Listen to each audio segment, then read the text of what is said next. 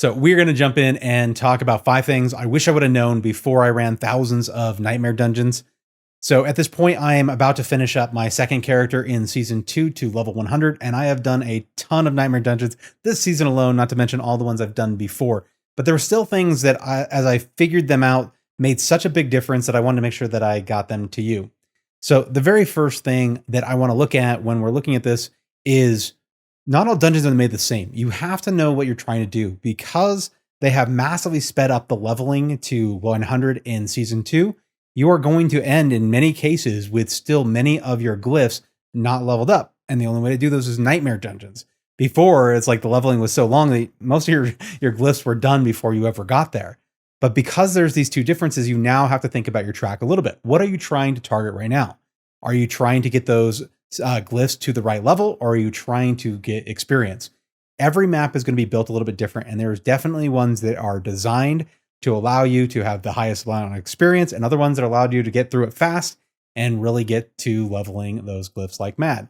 So outside of kind of testing and trial and error and doing it for yourself and finding, hey, this one I like, that one I don't, this one has tons of experience, that one I move through super rapidly. You can also jump over to one of my favorite sites, and that is maxroll.gg.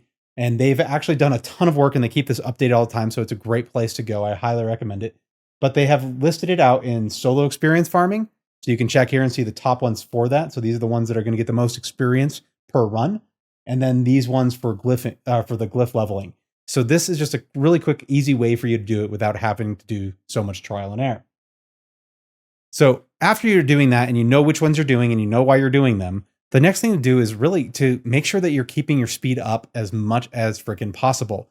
Speed is crucial in not just getting through it and making it quick, but enjoying it. The more momentum you feel, the more you feel like you're leveling up, you're getting those glyphs to the right level, you're getting more powerful, the better the overall game experience feels and leaves you not burnt out. Like in season 1, I think most people got pretty burnt out by the time they were reaching 100.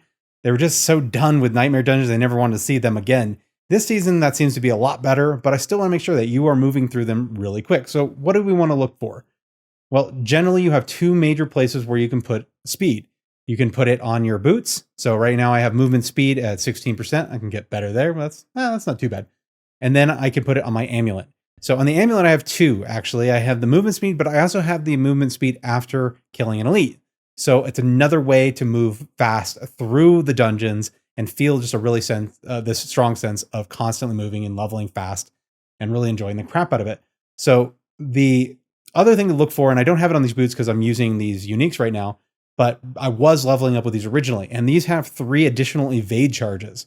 So why that's so cool is because you have the additional evade, you also can use evades more often to kind of skip between mobs. So if you're just in a long stretch, you can use those evades to jump forward and just speed up. Not everybody's using that. I know a lot of people do, but there's still people that aren't using that and they like save them just to get out of trouble in the battles. But if you have extras like this, that actually allows you to do a lot more. Now, if you are in a dungeon and you do find yourself like you're barely surviving and you need those extra evades just to stay alive, I'd consider moving the dungeon level down a little bit, but for the most part, then you can save those evades. But if you are using them between and you increased movement speed, you're going to be zipping through these like nothing. So the next couple have a little bit more focus on speeding up your experience grabs.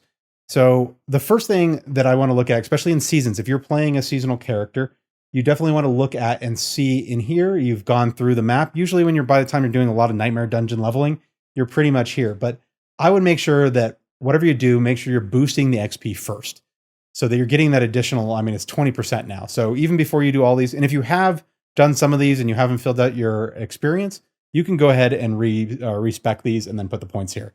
It's well worth whatever the cost is. That's super cheap. So that's one of the first places you can do it. And obviously most people know about doing the elixirs. And so making sure that you have elixirs up all the time. One of the things I do is, for the most part, I'm trying to I'm at a level of dungeon that I can kind of move through it very quickly. So I don't need the special abilities of strong elixirs. I generally put those away and save them for things that matter, like when I'm doing actual nightmare dungeon pushing, or I'm going after bossing a little early and I need some extra defense or resistances. So for the most part, I'm not using these full ones. I just kind of keep all the weaks in my bag. And that way I don't have any problems using them. If I decide instead I'm going to go do something else or I'm done playing, I'm not too worried. Like I'm not wasting like an iron skin or something like that. So it always also keeps an abundance of available elixirs, and I can keep running. I might pick ones that I think like are a little bit better. If I'm doing something overpowered, I might do crushing. Just kind of pick I like this one. I like a lot. I get a ton of these for free. And so just doing the speed up attack speed is really helpful, but you also get that 5%. So the other thing you can do, I didn't even think about it, but in the seasons, when you're in here, there's also the improvement to the elixirs. So even when you're running elixirs, instead of doing this 50% bonus, instead of 30 minutes of elixir, you got 45 minutes. So doing a solid number of runs in Nightmare Dungeons and having 45 minutes gives you plenty of time. Now, the new thing to season 2 that I don't think everybody is aware of is now there is actually experience added when you use incense. So incense don't drop nearly as often. I think I've seen them drop once. I think that's just to get a taste. They're like, hey, the first one's free, buddy. And then once you have that, then you kind of have to make them yourself. So you go to the same place, you make the potions, and then you're able to make incense. The cool thing about incense is the experience boost is really great. They don't last as long, but if you're running in a party or you're doing like the bossing, everybody around you that's playing also gets whatever the perk is. Again, in this, I'm not too worried about the perk. I'm trying to pick Nightmare Dungeons that I can whip through very quickly. For this, when I go to make them, I just look for the one. We can actually do that now. So in the Alchemist, when you go into the incense and you drop this down, I have actually maxed out all my resources, so I can't really show it. But when you're going through, whichever one you can make the most of is the one I generally go for. I'm not too worried. Like I think the ability to have something with thorns, I never use thorns. And that one, dodge chance, that's not bad. So, but I really make the cheapest one because the only point of this, they wear out really fast, and I'd rather have the experience boost readily because these I think last. Where is the actual cooldown? 20 minutes. So my elixir will be running 45, and this will be running 20 minutes.